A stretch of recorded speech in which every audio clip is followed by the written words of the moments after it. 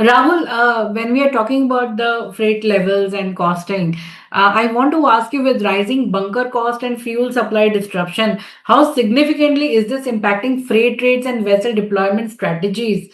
And also, are we entering a phase where bunker volatility is driving freight more than demand?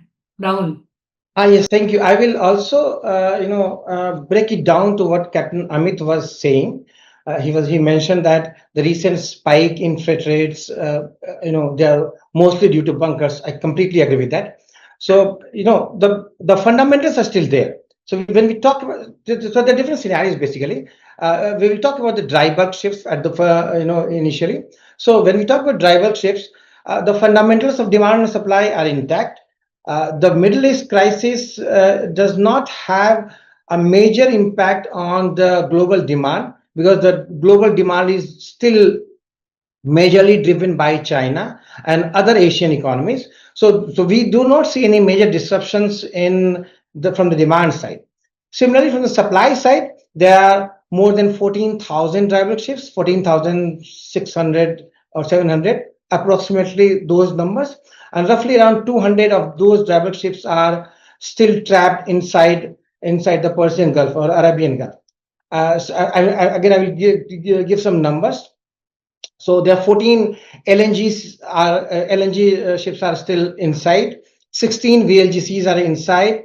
When we talk about the tankers, as of today, there are 80 crude tankers, 87 product tankers. They are inside. So these are the exact numbers that we talk as today. So they are still there. But when you talk about the global perspective, 200 naval ships was vis-a-vis 14,000, more than 14,000 ships. So the supply side is hardly affected.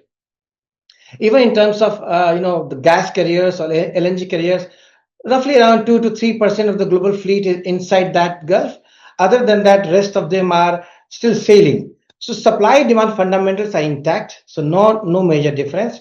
The difference has been the bunker prices.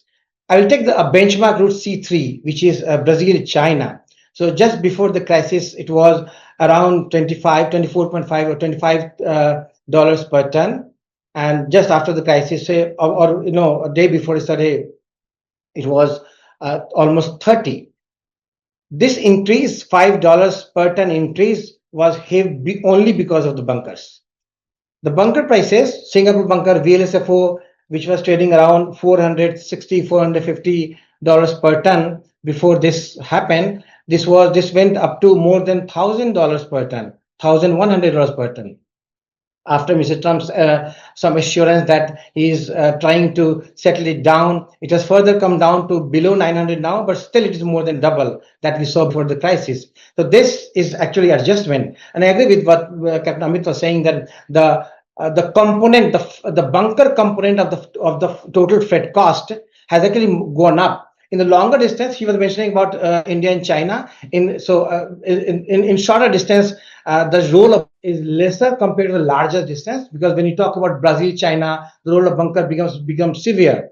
So in that context, it was roughly around 50%. The total freight cost, the bunker share was almost 50%. That has gone up to 80%, rather more than 80%. So that kind of So you're talking about the cost component of a commodity where the bunker rate itself is having a share of 80%. Yeah, the cost component of the freight cost. So 1 ton of iron ore, shipping 1 ton of iron ore from Brazil to China, it used to cost $25 per ton.